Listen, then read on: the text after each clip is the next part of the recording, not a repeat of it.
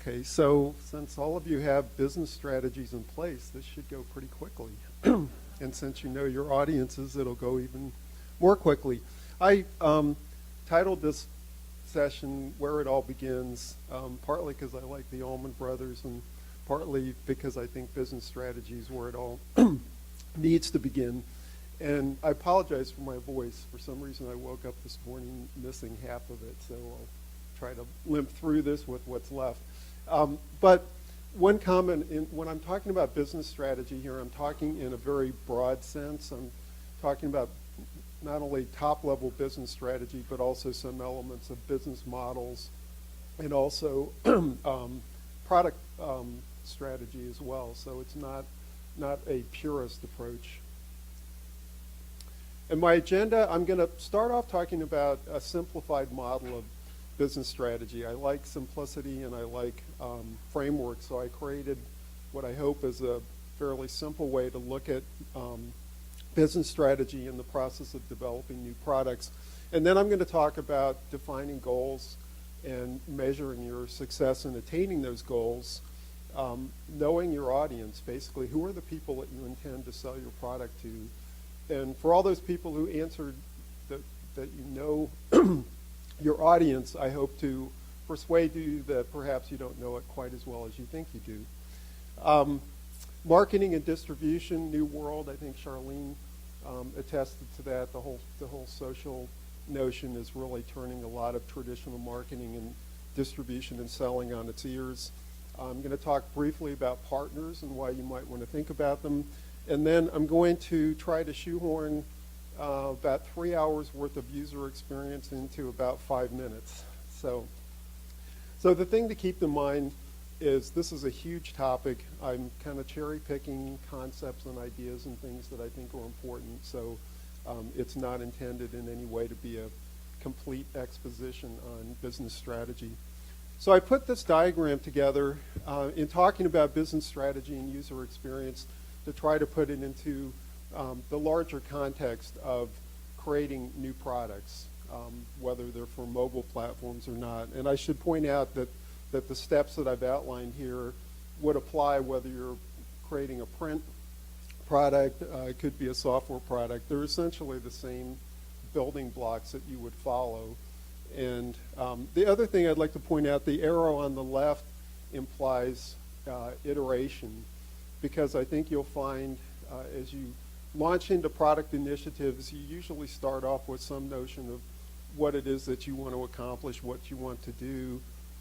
And as you work through these steps, it's a learning process.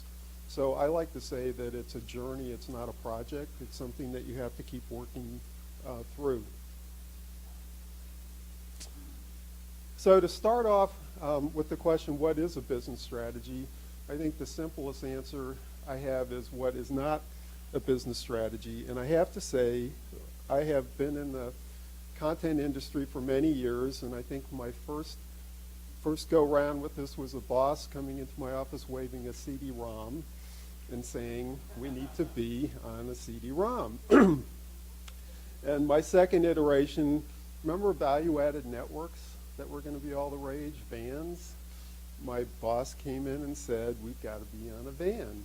And my third iteration was actually my fault, because I went to meet with Marc Andreessen and the Netscape folks in their early days when they were still sitting on cardboard boxes in Mountain View.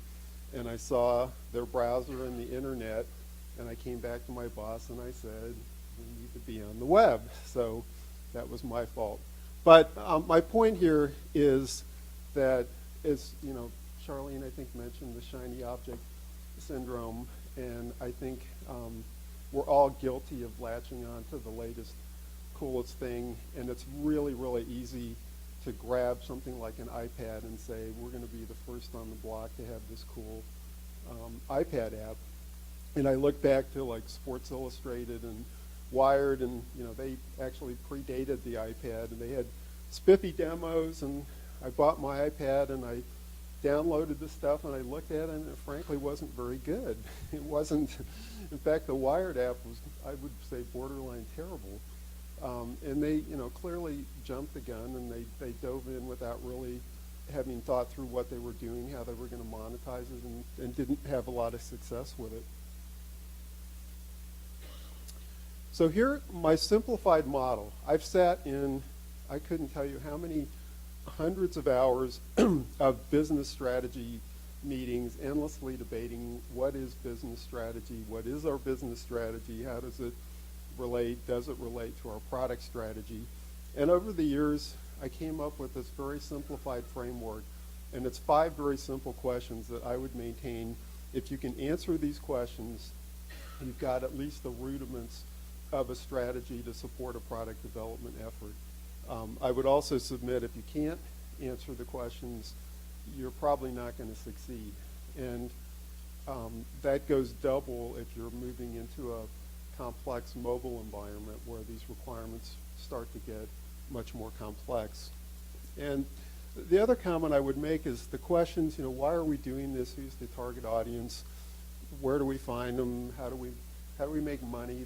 They're simple questions, and you're probably looking at me going, is that all there is? But go try to figure out the answers to these questions. It's not necessarily all that easy.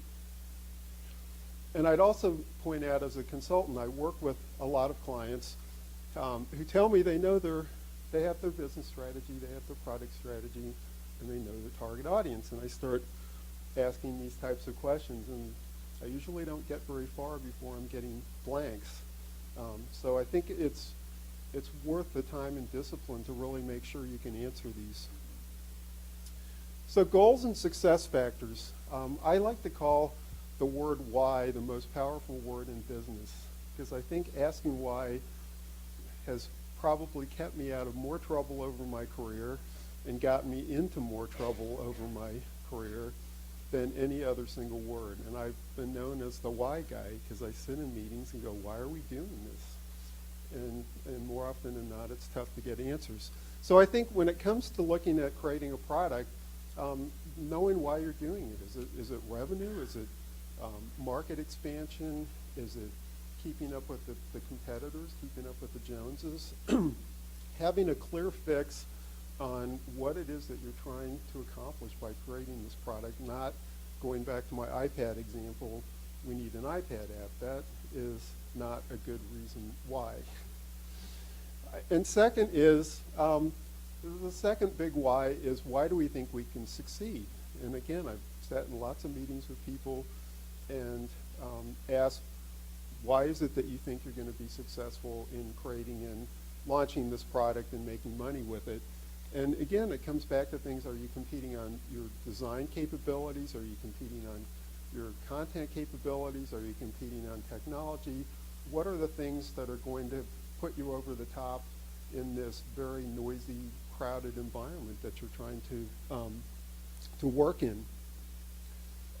Another success factor is, I call it the gap analysis. One of the things when I work with clients that are looking at creating new products, the first step is to take a look at the product. What is it going to take to create, launch, manage, market, sell, etc., the product, and what of those pieces are currently in place, and more importantly, which ones are not.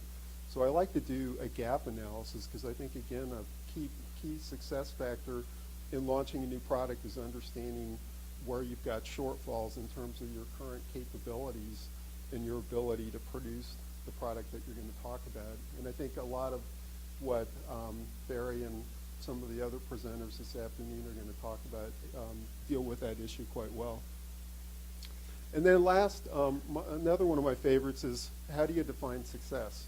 Or more importantly, if you haven't defined what constitutes success, how can you know if you're going to be successful? And I've run into that one, again, countless times, where people launch a product and they say, yeah, we think it's been highly successful. And I go, and that would be based on what? And they go, well, because people like it, or lots of people looked at it. But you need to go further than that. You need to have some kind of metric, some kind of, whether it's ROI or whatever, but have something that you can measure. Second, I would say keep it simple. Don't come up with 39 ways to measure it. And third is keep it realistic. If you're launching a new product into a new market, don't expect that you're going to have 25% of your revenue in 6 months. It's not going to happen. So simplicity. So now moving to the who, I call it, understanding the target audience. And a large number of you said that you understand your target audience. And what I hope to convince you is there's understanding and then there's understanding. And the traditional way to understand the target audience has been demographics. So it's market segmentation, classic. I understand, in B2B, I understand the vertical industries, the roles, the types of people that I'm trying to sell to. And that's been fine over the past few decades. It's worked reasonably well.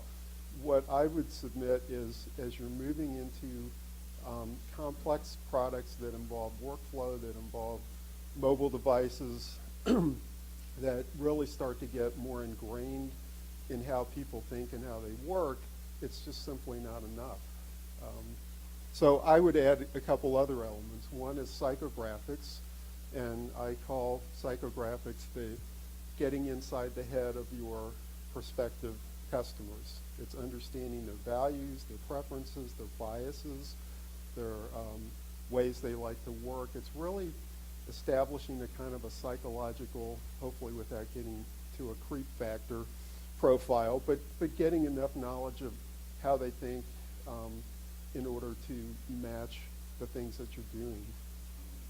Technographics, quite simply, is how people select and use technology, what their technology preferences are. Do they prefer Android over iPhone? Do they prefer an iPhone over an iPad?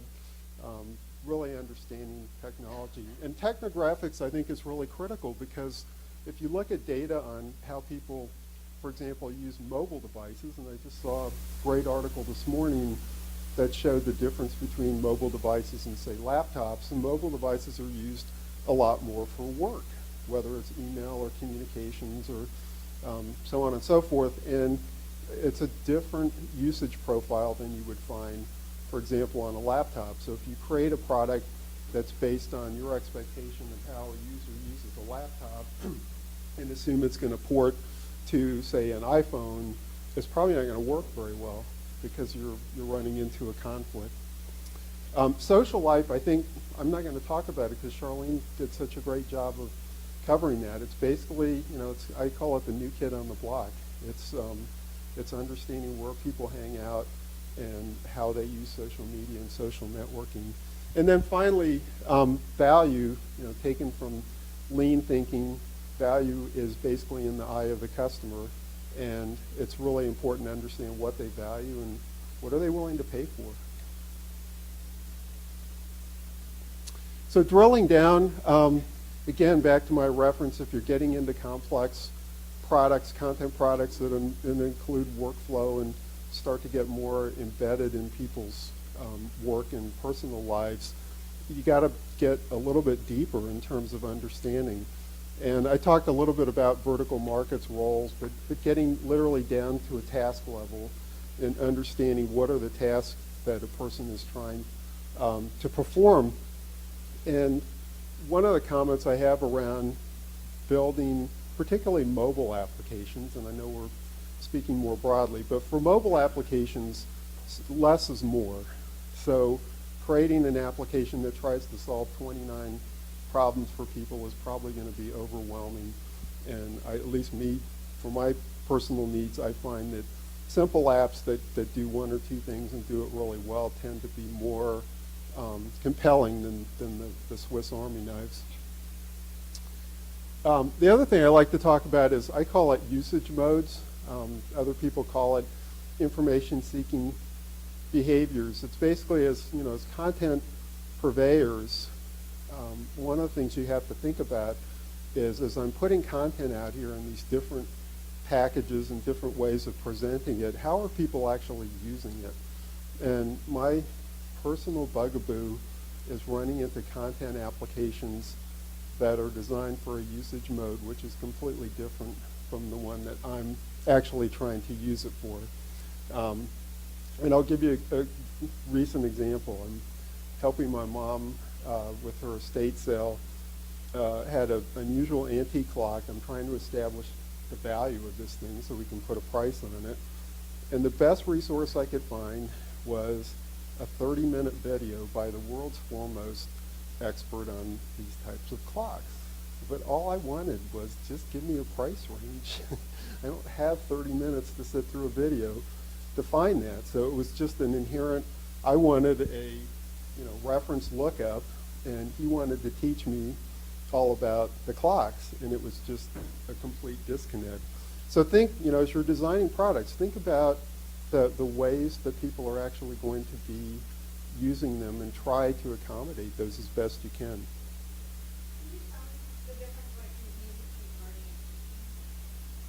They're kind of the flip side. So think of learning as the clock example. He wanted to teach me, and probably would have taught me a lot about this clock and the made in Connecticut and all of the whys and wherefores. And it would have been a great edifying session, except I didn't really want to learn about the clocks. I just wanted to learn what I needed to sell it for.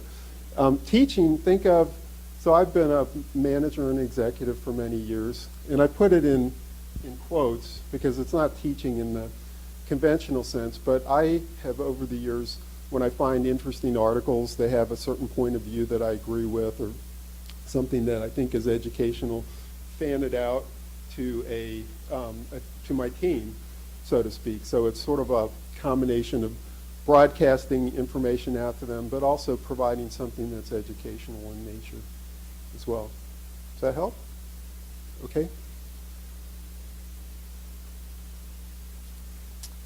So now moving from the who to the where, and this is where I think it gets really interesting, because there's a phenomenon you probably all heard of called SOLO-MO, social local mobile, which is basically the intersection of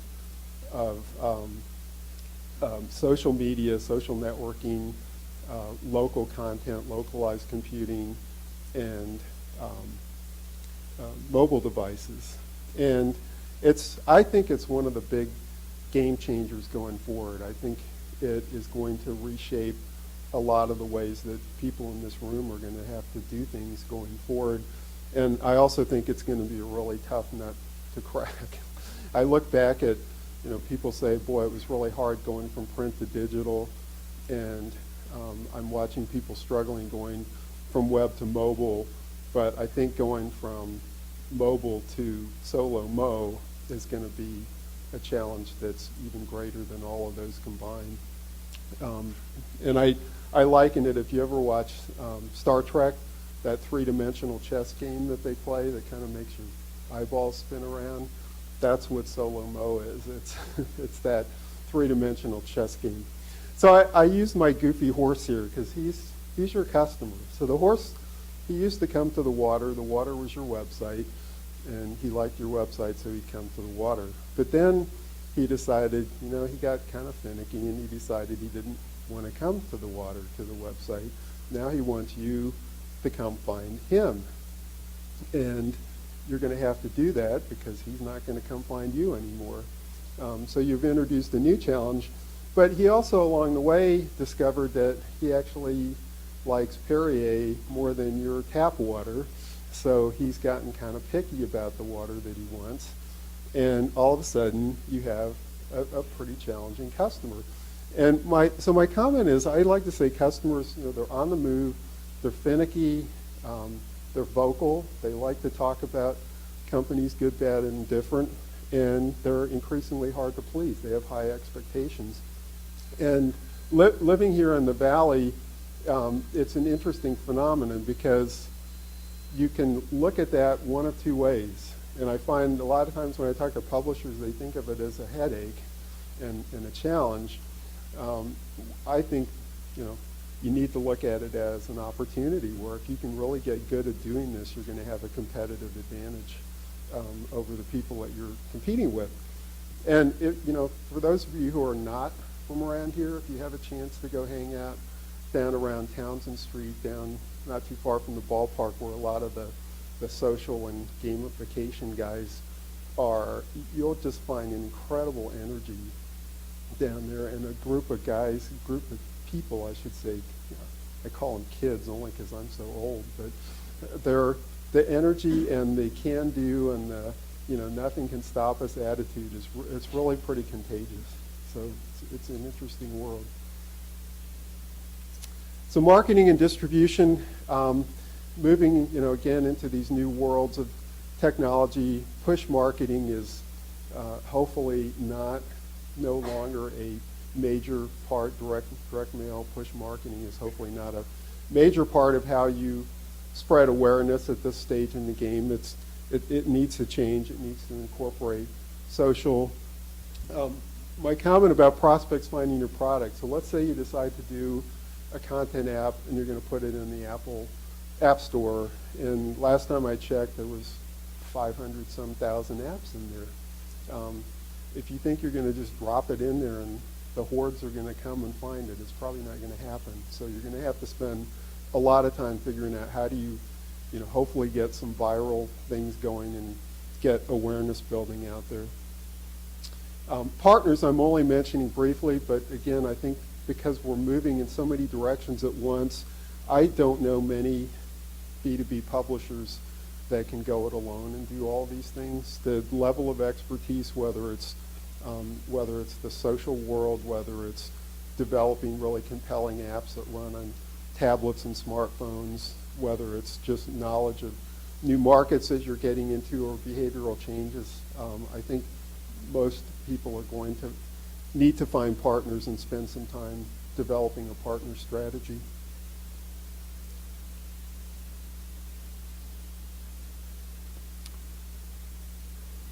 That's interesting.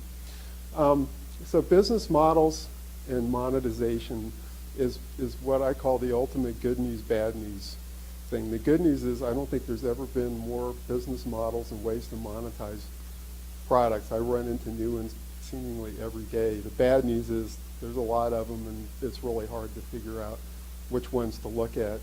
And one of the pieces of advice I give people in the B2B world who tend to look a lot at other B2B companies for examples and what they're doing is to look at commercial or consumer-based sites. And I think Barry's going to talk about some of those later. But two that I threw up here, one is called Artist Share, and it's a music company, and they work with starving artists, the people who produce what Frank Zappa used to call music that has no commercial potential. And that's jazz, among other things. I know it well. And people that could never attract a major music publisher. But what they do is they connect fans with artists, and the fans actually help subsidize the recording of the music, and they get some spiffs and benefits for doing that. So it's kind of a sponsorship model with some additions. And the bottom, a little bit hard to see, Spotify, I think is intriguing, again, in the music world for using the social graph to expand the reach in a very, very quick way, and definitely take advantage of the network effect in terms of as you build your network, the network effect says I think it's the n squared of the network is the value increase that occurs as you build out a network. So look, be creative, try different models, and look to the consumer market. So my last big topic is user experience. How am I doing on time? Okay. My last is user experience. I could spend a whole afternoon on this topic alone, but I won't. So one of the things when I think about engaging user experiences, particularly around software applications, which is where I spend a lot of my time, or content and software applications, I thought about a good analogy, and it dawned on me a while back when I was in a restaurant. I'd always been reading about Inglenook Cabernet wine made in the Valley some years ago, and for the connoisseurs out there, before you snicker, there was an Inglenook before the jug wine era, and they actually made some of the best cabs that have ever come out of the Valley. And I had the pleasure of actually drinking one, and it was an interesting experience because when I first they decant the wine. I taste it, and it's kind of simple. It was good, but I was kind of like, is this all there is? And the sommelier is like, no, don't, just give it time, let it breathe. And over the course of the meal, the wine kept opening up and all these new flavors and nuances, and it was a fabulous bottle of wine.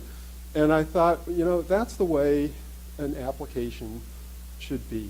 I want an application that when I fire it up, it's kind of simple, it's engaging enough that I'm not going to walk away from it, but it's not overwhelming.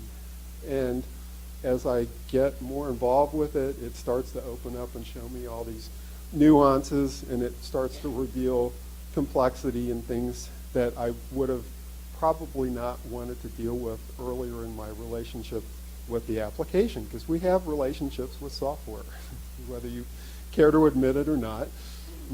Most of mine are more on the hate side rather than the love side, but I think the wine analogy just struck me as kind of an interesting one, because I think when you're designing content apps, it's a good way to think about it. Don't do the blockbuster, let's hit them with everything at once and wow them, but think of a more subtle, draw them in and engage them.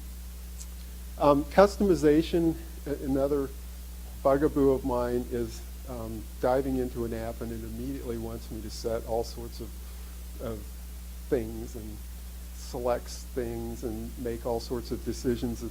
I haven't even decided if I want to use the app. So, my advice is make it customizable, but don't overdo it, and try not to make the customization a barrier to somebody actually using the app, because it can definitely be a turnoff. I talked about tasks and the need to get really focused down at a task level, and I think that to the extent you can really identify important tasks that people need to accomplish and tailor your applications to really deal with those effectively, I think they're going to be more compelling. The committee design is, I can always tell apps that are designed by committee. And I'm a big believer, I think all applications of any sort should be designed by cross-functional teams, including users and user proxies. But there's this notion of the committee where everybody has their one favorite function that they want to add to the app. And it ends up looking like, for those of you who know the Winchester Mystery House down in San Jose, if you have a chance to go see it, you'll know what I'm talking about. But you just end up with this conglomeration of all these features that don't fit together very well. So try to stay away from that. And then analytics, I'm not going to talk a lot about, because Barry, I think you're going to talk about analytics. Okay. But my point here is, historically, there's been a lot of focus around what I call performance analytics. How's the product performing? Are people using it? Visitor counts, sort of just basic meat and potatoes metrics. But as you get into these more complex behavioral types of apps, you've got to really start zeroing in on how people are using it and understanding navigation patterns and what features are getting used and not used. And then last is the whole product. If you're not familiar with that concept, it actually came from Regis McKenna way back when. Jeffrey Moore popularized it. But it's the idea of, people tend to get myopic when they create a product and the product sort of becomes the focal point. It's the idea of thinking about what are all the ancillary products and services that could be part of the user experience. And my quick example, I think Apple does it fabulously. It's a bit overused. But if you think about the iPod, the iTouch, the iPhone, the iPad, you've got the devices, you've got the App Store, you've got iTunes, you've got ready access to content and applications. The download experience is pretty simple. They've got the Genius Bar in their brick and mortar stores if you need on-site. And they've got a cottage industry of accessories that's just mind-boggling. So the net is, the core product is the hardware devices they sell, but there's a lot wrapped around that. And then I'm going to finish just two quick comments. One, I'm a big fan of Agile. And Agile has been used a lot in software development. It's been used a lot in product development. And I'm going to recommend that you further use it in this context of business strategy, product strategy. It's a great application because you're going in with an idea but not knowing whether it's the right idea. And as I said earlier, think of this whole process as a journey. How many people know what Agile is? Okay, pretty good group. Agile, so just quickly if we have time, the old way of building software was called waterfall. So you'd spend all this time defining requirements, and you create these requirements documents. I was once handed one. It was 500 pages for what I thought was not a terribly complex application. And then that gets turned into technical specs, and it gets handed to the coders, and they write the code, and they disappear for months, years, and then it goes to testing, and then it gets launched, and the people look at it and go, what the heck is that? That isn't what I expected. Or it took so long that the whole world changed. So a group of bright people back in the late 90s said that's really kind of a stupid way to develop software. And Agile basically is based on iterations, and they tend to be 2 to 4 weeks. You have a short upfront planning where you define some basic requirements, and then you take a cross-functional team, and you're literally cycling through the description, which is requirements, the development, the test, the launch, and the learn. But it's happening in, say, 2-week increments. And at the end of each increment, you're actually launching a product. So the people who are the customers, so to speak, of that product see that product very early on, and they can react to it. And I think in developing business strategy and product strategy, it's a great approach because you can, I've been there. You can sit in rooms for days, weeks, and months and come up with great strategies. And then when they're realized, you realize you just missed the boat. There's just was something fundamentally flawed, and I think an Agile approach is a good way to keep you out of the woods in that area. And then my other comment, there's, again, sort of a Valley thing here called lean startups. Gary can try not to snicker, but we have a debate about lean startups and whether it's jump the shark. But there's 3 components. It came from a guy named Eric Reis at Stanford, and there's 3 fundamental components. One is when you're creating a product, you create a hypothesis that says, I think this product is going to be effective in this market for these users to do these things. And then you create prototypes and you get out there into the marketplace and show it to people and test it.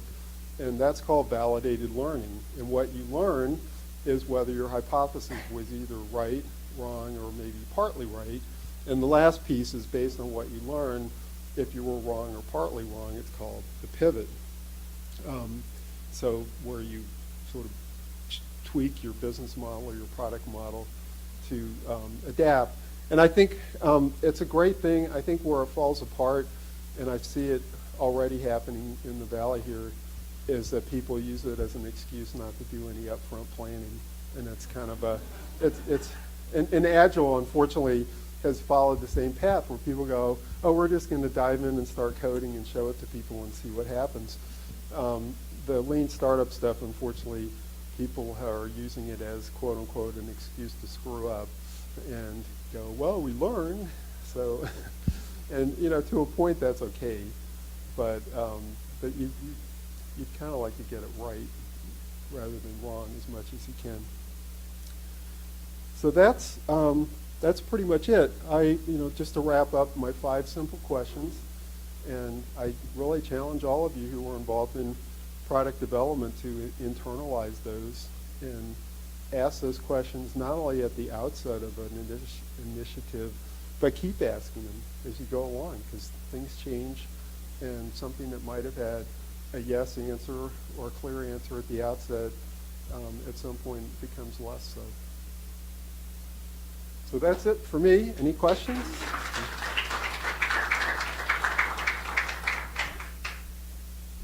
Thank you, Mark.